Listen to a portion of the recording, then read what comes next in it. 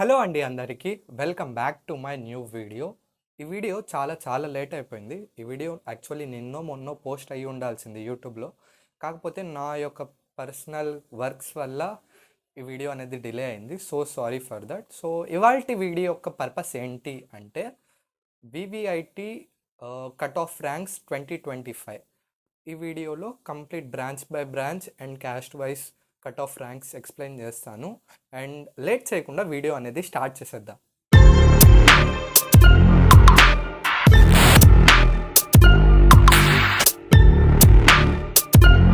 Video start చేసే ముందు VVIT entrance exam test అంటే రేపు 28 Saturday second phase exam start అవ్వబోతుంది.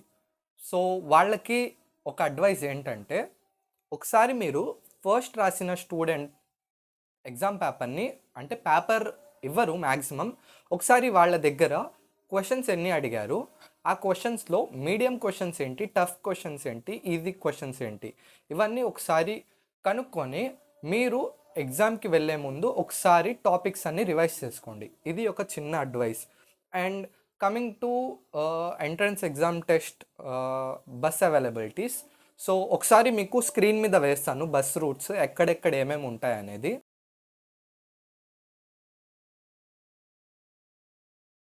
ఈ బస్ స్టాప్స్ దగ్గర మీకు ఈ టైమింగ్స్ దగ్గర బస్సెస్ అనేవి అవైలబుల్గా ఉంటాయి.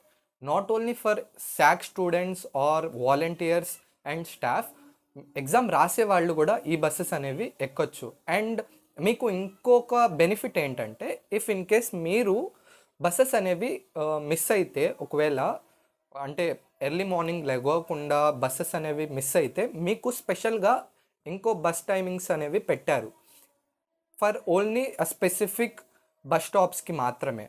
ఆ స్పెసిఫిక్ బస్ స్టాప్స్ ఏంటంటే గుంటూరు బస్ స్టాండ్ 8:30కి అవైలబుల్గా ఉంటుంది బస్ స్టాప్. ఎక్కడ ఎన్టీఆర్ సర్కిల్ దగ్గర 8:30కి బస్సు ఉంటుంది. అండ్ ఇప్పుడు చెప్పే బస్ స్టాప్స్ అన్నిటి దగ్గర 8:30కి బస్సెస్ అనేవి అవైలబుల్గా ఉంటాయి. ఈ బస్సెస్ ఎవరి కోసం అవైలబుల్గా ఉంటాయి?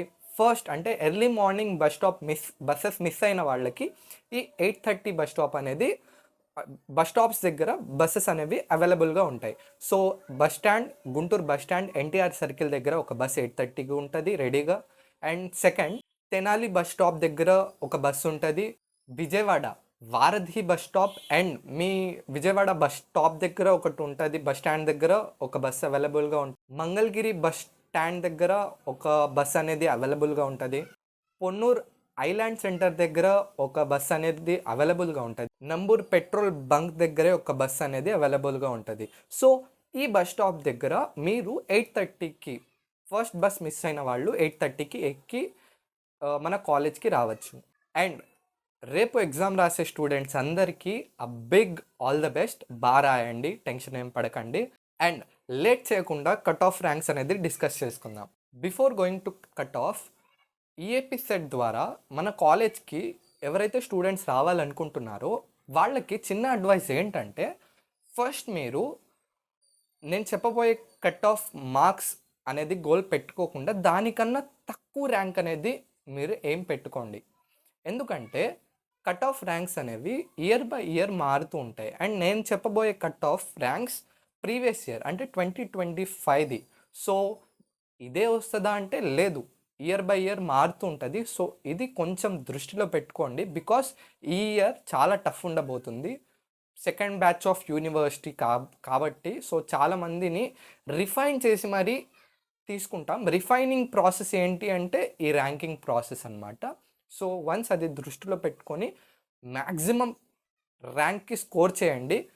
ఎక్కువ మార్క్స్ తెచ్చుకోండి అండ్ తక్కువ ర్యాంక్ తెచ్చుకోండి. సో మీకే బెనిఫిట్ అది. నేను చెప్తుంది 2025 కట్ ఆఫ్ ర్యాంక్స్. సో బాయ్స్కి గర్ల్స్కి సపరేట్ ఏం లేదు, మిక్స్డే చెప్తాను.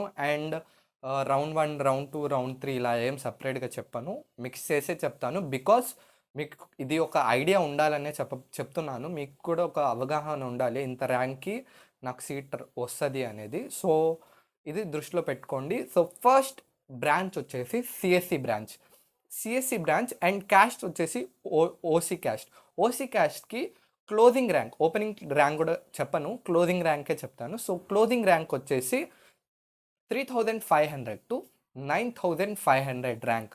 సో మీరు ఈ రౌండ్ 1, రౌండ్ 2, రౌండ్ 3లో ఇంత ర్యాంక్ అనేది తెచ్చుకుంటే మీకు సిఎస్సి ఓసీ క్యాస్ట్ కిందకి మీకు సీట్ అనేది రిజర్వ్డ్గా ఉంటుంది. అండ్ ఓబీసీ క్యాస్ట్ అంటే ABCDE అంటే BCA, BCB, BCC, BCE, BCD. So ఇవన్నీ కలిపి ఓవరాల్ ఒక యావరేజ్ మార్క్స్ అనేది అంటే ర్యాంక్ అనేది చెప్తాను. సో ఇది ఒకసారి మీ పర్టికులర్ క్యాస్ట్ని బట్టి అంటే ఓబీసీ క్యాస్ట్ని బట్టి ఒకసారి మీరు కనుక్కోండి. బికాజ్ నాకు వచ్చిన ర్యాంక్ యొక్క డీటెయిల్ లిస్ట్లో ఓబీసీ మొత్తం కలిపి మిక్స్ అయి ఉంది. సో వన్స్ మీకు కావాలి, నాకు స్పెసిఫిక్ ర్యాంక్ కావాలి అంటే once go through our website, VVITU website. So ఓబీసీకి సిఎస్సి బ్రాంచ్ రావాలి అంటే 15,000 to 30,000 ర్యాంక్, క్లోజింగ్ ర్యాంక్ మధ్యలో తెచ్చుకుంటే మీకు సిఎస్సిలో సీట్ వచ్చే ఛాన్స్ ఉంది. ఎస్సీకి 25,000 to 60,000 ర్యాంక్ మధ్యలో వస్తే చాలు, ఎస్సీ వాళ్ళకి సీట్ అనేది రిజర్వ్ అవుతుంది. ఎస్టీ క్యాస్ట్ వాళ్ళకి 40 to 90,000 ర్యాంక్ వస్తే చాలు, సిఎస్సిలో మీకు రౌండ్ 3కి, నేను చెప్తుంది ఇది రౌండ్ 3కి. ఎస్, ఇది నాకు ఎస్సీ ఎస్టీ వాళ్ళది లాస్ట్ రౌండ్ది వచ్చింది ఇన్ డీటెయిల్డ్ లిస్ట్లో. సో వీళ్ళకి 40,000 to 90,000 ర్యాంక్ వస్తే ఈఏపీ సెట్ కౌన్సిలింగ్లో మీకు సీట్ అనేది రిజర్వ్ అవుతుంది. CSE for AI and AIML and DS data science. So CSE with aligned branches ఈ రెండు కలిపి మనకి సీట్ అనేది రిజర్వ్ అవ్వాలంటే ఓసీ వాళ్ళకి 4,100 to 9,000 ర్యాంక్ మధ్యలో వస్తే మీకు సీట్ అనేది రిజర్వ్ అవుతుంది.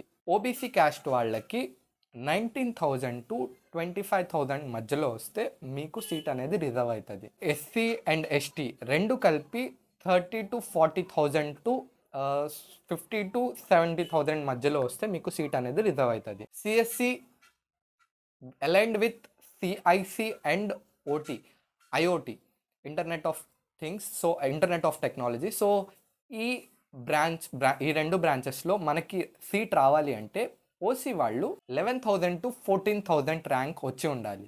అండ్ ఓబీసీ వాళ్ళు 30,000 to 50,000 మధ్యలో ర్యాంక్ అనేది తెచ్చుకొని ఉండాలి.